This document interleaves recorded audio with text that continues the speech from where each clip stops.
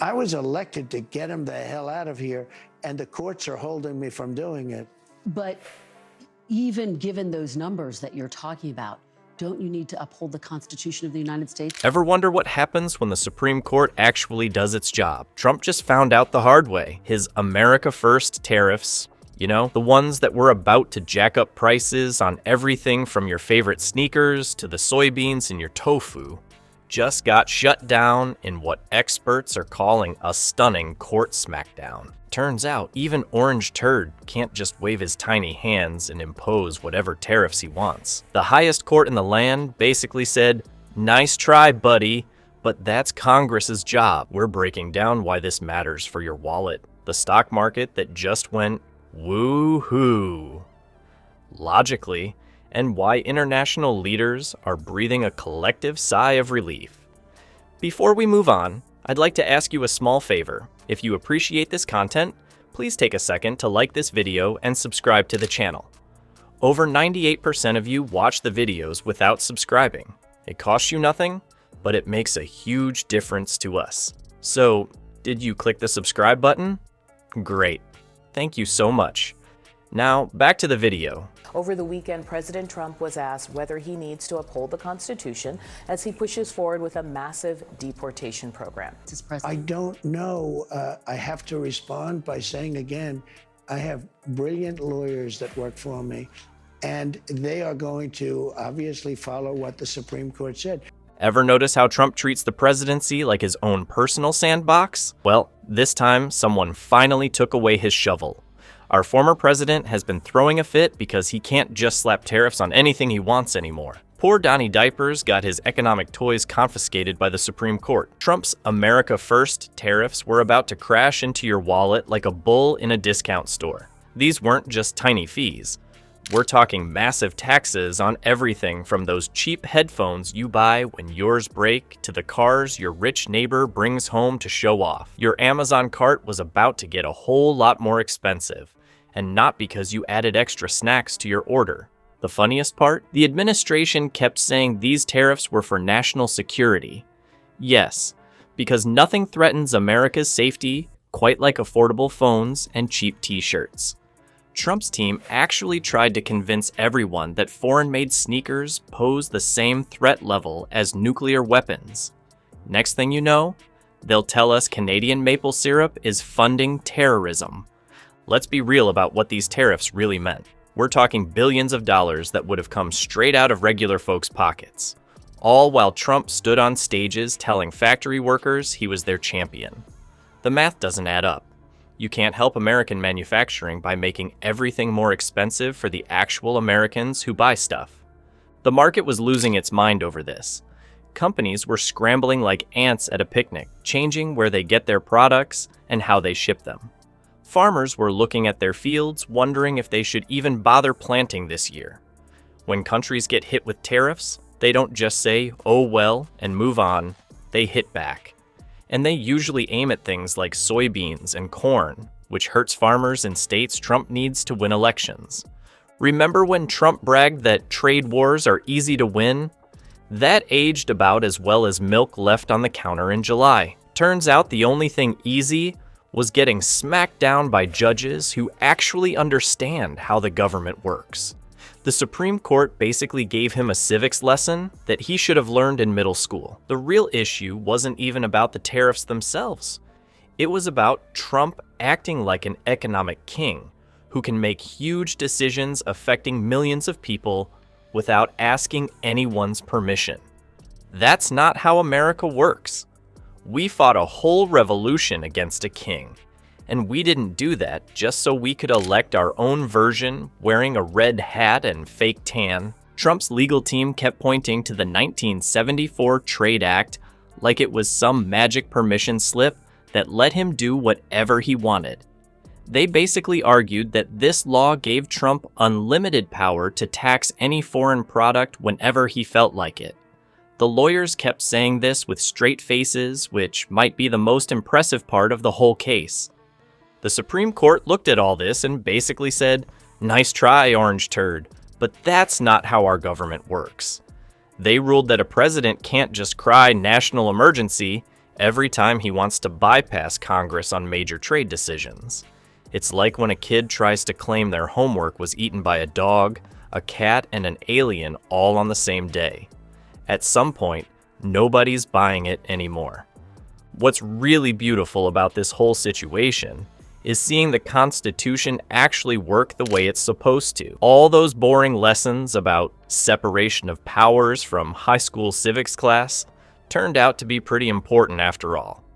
The Founding Fathers set up the government with checks and balances specifically to stop someone like Trump from going power crazy. And for once, the system actually caught him. The ruling shows that no president, not Trump, not anyone, gets to play economic dictator just because they won an election. Congress has the power to regulate commerce and set tariffs. The president can't just take that power because he thinks he knows better than everyone else. The Supreme Court basically told Trump what parents tell toddlers all the time. Just because you want something doesn't mean you get to have it. So Grumpy Trumpy's tariff tantrum got shut down before it could do real damage.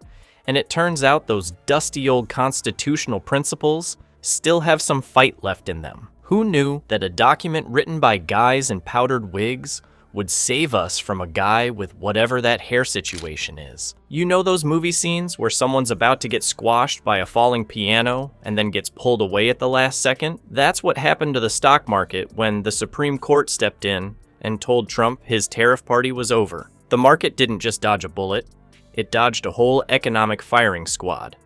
Before the ruling came down, businesses across America were freaking out like it was finals week and they hadn't studied. Companies were stockpiling products like doomsday preppers, rushing shipments before the tariff hammer could fall, and trying to figure out how much they'd have to jack up prices to stay alive. Small business owners were losing sleep, wondering if they could even survive what was coming. Wall Street was bracing for the economic equivalent of a Category 5 hurricane. Investors were dumping stocks faster than Trump dumps wives who turn 50. Even the big investment firms that normally act all cool and collected were sweating through their expensive suits.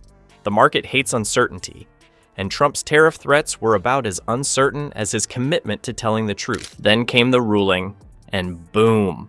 The markets shot up like they'd mainlined Red Bull and espresso at the same time. We're talking gains across the board as investors collectively realized they weren't going to lose their shirts after all. The trade apocalypse got postponed, and you could almost hear the champagne corks popping on Wall Street. Even the serious financial news anchors were trying not to smile too much while reporting the unexpected market rally. Meanwhile, world leaders who usually spend their time doing boring diplomatic stuff were having emergency meetings about Trump's tariffs. China wasn't just sitting around, they were already planning revenge tariffs that would have hit American farmers harder than a wrecking ball. All those soybean and corn farmers in red states who voted for Trump were about to learn a painful lesson about international trade politics. The European Union wasn't playing nice either. They had a whole list of American products they were ready to hit with tariffs, and what a crazy coincidence. Many of them came from states that matter in presidential elections. Whiskey from Kentucky? Targeted. Dairy from Wisconsin? On the list. It's almost like they knew exactly where to apply pressure to make Trump feel the political pain. Small business owners who Trump never mentions in his speeches, unless they're standing behind him at rallies wearing MAGA hats, were the most relieved of all. These aren't the giant corporations that can shift production to 15 different countries or absorb price increases.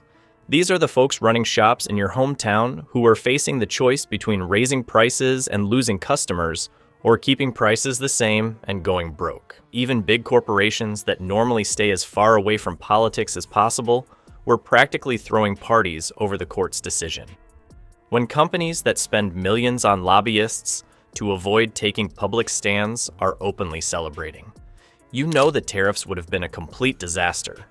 CEOs who usually talk in careful corporate speak were suddenly using words like crucial ruling and economic sanity prevails. The damage these tariffs would have done wasn't just some made-up scary story. actual economists with actual math skills estimated that Trump's trade tantrum would have cost the average American family hundreds or thousands of dollars every year in higher prices.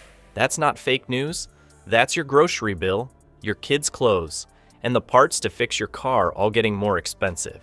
So next time Grumpy Trumpy stands at a rally claiming he's fighting for regular Americans, remember that his tariff plans would have picked your pocket while he played trade war general. He wasn't protecting American jobs. He was threatening them. He wasn't making America great again. He was making your shopping more expensive again. The Supreme Court basically told Trump what most parents tell their toddlers. Just because you want something doesn't mean you get to have it. Our economy dodged a bullet, farmers avoided disaster, and the stock market threw a party. All because 9 people in black robes reminded Orange Turd that even presidents have to follow the rules. And if that's not a happy ending to this economic horror movie, I don't know what is. The Supreme Court didn't just save your wallet from Trump's tariff disaster. They gave Orange Turd a basic civics lesson. They reminded him that presidents aren't kings, even if they have weird gold toilets and think they should be. Next time Trump stands at a rally saying only he can fix America's problems, remember this case. Our whole government was designed specifically to stop power-hungry leaders who think rules are for other people. The real hero in this story isn't just your bank account. It's that boring old Constitution that doesn't tweet or wear dumb hats, but still managed to prevent America's trade policy from becoming another failed Trump reality show.